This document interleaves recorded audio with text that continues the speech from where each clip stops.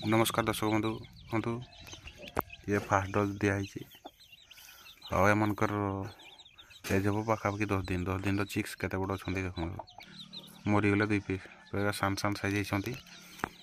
देखो 10 दिन चिक्स केते बड़ तो एम को फास्ट डोज दिखाई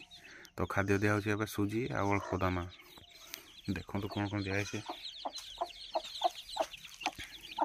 धान भी दिखाई धान किंतु खाई पारे ना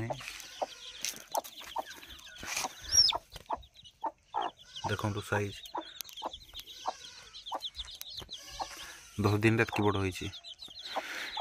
टे छोट हम चिया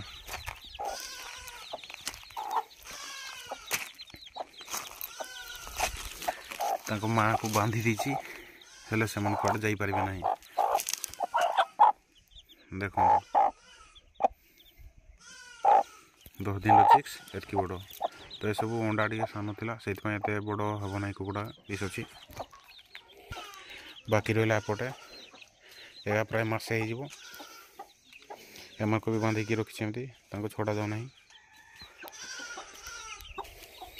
आकर साइज देखो कि बड़ है